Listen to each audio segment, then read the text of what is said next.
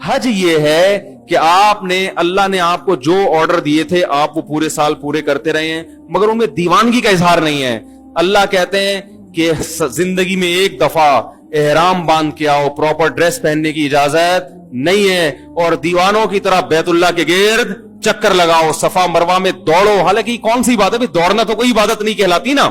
اللہ نے کہا دوڑو, بیت اللہ کے غلاف سے لپٹ کے, بیت اللہ کے دروازے سے اپنے رخسار کو رگڑ کے میرے سامنے رو, جیسے محبوب کسی سے لپٹ کے محبت کا اظہار کر رہا ہوتا ہے. میدان عرفات میں مٹی میں اپنی ناک کو رگڑو. تو یہ جو اللہ نے عبادت کا ایک خاص طریقہ رکھا ہے, یہ طریقہ صرف ان کو سمجھ میں آئے گا جو دیوانوں کی طرح اپنے رب سے محبت کرتے ہیں. جن کی طبیعت میں دیوانوں والی محبت نہیں ہے, وہ اس طریقے کو, اس طریقہ عبادت, یہ والا طریقہ ان کی سمجھ میں نہیں آئے گا. وہ کہیں گے یہ کیا ہے بھائی, ہم 3 پیس سوٹ ٹائی پہنا کرتے تھے, اللہ میاں نے بولا ایک دھوتی پہنو اوپر سے ایک چادر. یہ کیا ہے, وہاں جا کے کیا کر رہے ہیں, گھوم رہے ہیں, حجر اسود کو چوم رہے ہیں. کیا ایک پتھر ہی تو ہے بھائی, اس کو کیوں چوم رہے ہیں بھائی؟ بیت اللہ سے نسبت ہے اس کی, یہ اللہ کا گھر ہے. کیسے دیواروں سے لوگ رخساروں کو لگا رہے ہوتے ہیں وہاں. وہ شعر یاد آتا ہے, امر من الدیار دیار لیلا اقبل ذا الجدار وذا الجدار وما حب الدیار شغفن قلبی ولكن حب من سکن الدیار. جو مجنوں تھا نا, وہ لیلا کے گھر در و دیوار, اس زمانے میں محبوبائیں پردہ کیا کرتی تھیں, ٹھیک ہے نا, ڈیٹ ویٹ کا سسٹم ایجاد نہیں ہوا تھا, موبائل پہ ایزی لوڈ اور یہ سب مس کالیں وس کالیں چلتی نہیں تھی. کبوتر کو بازی ہوتی تھی, وہ کبوتر لے کے آتا, وہ کبوتر باز وقت کہیں اور بھی چلا جاتا تھا, ٹھیک ہے نا. تو بڑی پرابلم تھی. تو یہ جو مجنون ہے نا, یہ لیلا کے عشق میں کیا کر رہا ہے, اس کی دیواروں کے گرد چکر لگا رہا ہے, اور بڑے سخت پہرے غیرت مند مردوں کے, وہ نکلنے نہیں دیتے. تو یہ چکر لگا رہا ہے اور پھر محبوبہ کی دیواروں کو چوم رہا ہے. پھر لوگوں سے کہتا ہے کہ بھائی امر من الدیار دیار لیلا اقبل ذا الجدار وذا الجدار. لوگوں میں لیلا کے در و دیوار کے گرد گھومتا ہوں, کبھی اس دیوار کو چومتا ہوں, کبھی اس دیوار کو. لوگوں اتنا پاگل نہیں ہوں کہ مجھے دیواروں سے محبت ہو گئی ہے.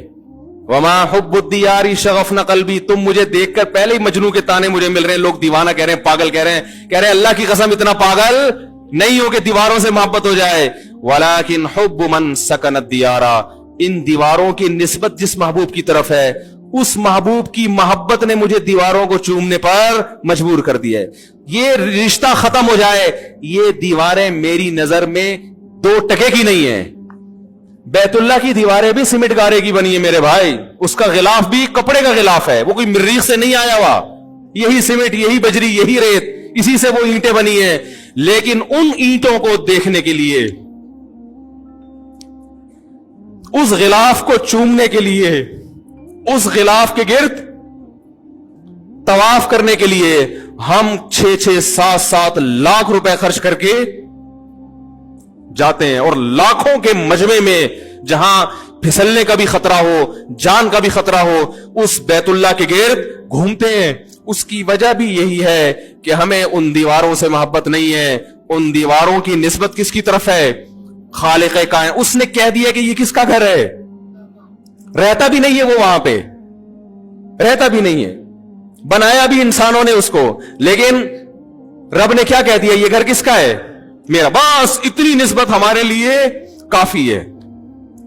بیت اللہ سے عشق کرنے کے لیے, بیت اللہ سے محبت کرنے کے لیے ہمارے لیے اتنی دلیل کافی ہے کہ اس بیت اللہ کو, یہ رب نے کیا کہہ دیا اس کے بارے میں کہ کس کا گھر ہے, میرا. بس اتنا کہہ دیا, اب ہمیں کوئی ڈاکومنٹ نہیں چاہیے, اس کے لیے کوئی ثبوت نہیں چاہیے, مزید کوئی ثبوت نہیں چاہیے. یہ نسبت ہمیں مجبور کرتی ہے کہ ہم لاکھوں روپے خرچ کر کے اس گھر کی زیارت کے لیے جاتے ہیں اور اپنا پسینہ وہاں جا کے بہاتے ہیں. کتنی ٹینشن میں نے بوڑھوں کو دیکھا ہے, بوڑھے لوگوں کو دیکھا ہے, کتنی ٹینشن. یہ تو آج بیت اللہ کی زیارت آسان ہو گئی, جب بیت اللہ کی زیارت آسان نہیں تھی, لوگ جب بیت اللہ پہ پہلی نظر پڑتی تھی بے ہوش ہو جایا کرتے تھے, اٹیک ہوئے لوگوں کو, موت ہوئی ہے لوگوں کی. تو یہ ابراہیم علیہ السلام نے اللہ کا گھر بنایا اور کیا اعلان کیا ہے اللہ, اس ایسی زمین پہ گھر بنا رہا ہوں جہاں نہ گھاس کا تنکا اور نہ پانی, لیکن تو اس جگہ کو ایسا بنا دے کہ تہوی الیہ افئدۃ الناس, کہ لوگوں کے دل اس کی طرف لڑکنا شروع کر دیں. کوئی انٹرٹینمنٹ کی جگہ نہیں ہے وہاں پہ. مری میں ہوتا, سوئٹزرلینڈ میں ہوتا تو ہم کہہ سکتے تھے بھائی اصل میں تو سوئٹزرلینڈ ہے, نام بیت اللہ کا لیا جا رہا ہے, دیکھنا کیا چاہتے ہیں مولانا صاحب, سوئٹزرلینڈ گھومنا چاہتے. اللہ نے ایسی جگہ بنایا سنگ لاخ پہاڑ, یہ تو اب آباد ہو گیا, ورنہ تو آپ جہاز میں دیکھتے ہوں گے چٹانے, خوش سنگلاخ چٹانے. ایسی جگہ بنایا کہ یہاں آنے والا سوائے بیت اللہ کی محبت کے اس کے دل میں اس کے علاوہ اور کوئی جذبہ نہ ہو. اور یہی وجہ ہے کہ آج وہاں جدہ پہ جو کچھ ہوتا ہے, جدہ ایئرپورٹ پہ سب جانتے ہیں, لوگ کیوں برداشت کرتے ہیں. کسی اور ایئرپورٹ پہ اتنی سختی ہو اور یہ کچھ ہو, لوگ اس ملک میں جائیں گے, چھوڑ دیں گے. یہ بیت اللہ کی محبت ہے جو لوگوں کو کھینچ کے لاتی ہے. تو اللہ نے حج کیوں رکھا ہے؟ دیوانگی کے اظہار کے لیے. نبی صلی اللہ علیہ وسلم نے فرمایا ذاق طعم الایمان من رضی باللہ ربا وبالاسلام دینا وبمحمد صلی اللہ علیہ وسلم نبیا. اسلام کا ذائقہ چکھ لے گا وہ شخص جس نے اللہ کو اللہ مان لیا, نبی کو نبی مان لیا, اور اللہ کی کتاب کو کتاب مان لیا. تو آپ نے فرمایا اسلام کا ذائقہ, اس سے پتہ چلتا ہے اسلام میں کیا ہے, ایک چاشنی, ایک لذت ذائقہ ہے. ایک آپ ملکی قوانین کو فالو کرتے ہیں, اس میں لذت نہیں ہے, چاشنی نہیں ہے, لیکن جب اللہ کے دین پہ چلتے ہو تو اس میں اللہ نے ایک ذائقہ بھی رکھا ہے, لطف اور مزہ بھی رکھا ہے. لیکن یہ لطف اور مزہ صرف انہی کو محسوس ہوتا ہے جو اللہ کو اللہ ہونے کے لحاظ سے راضی ہو جاتے ہیں اور اس سے محبت کرنا شروع کر دیتے ہیں. اللہ تعالیٰ سے دعا ہے کہ اللہ تعالیٰ ہمیں بھی اپنے گھر کی زیارت نصیب فرمائے, اور جذبے کے ساتھ. علماء کہتے ہیں وہاں جا کے برائیاں کرنا, اس سے وہاں کی جو ایک روحانی قوت وہاں ملنی چاہیے تھی وہ قوت کیا ہو جاتی ہے, ختم ہو جاتی. تو اللہ تعالیٰ ہمیں بھی زیارت نصیب فرمائے.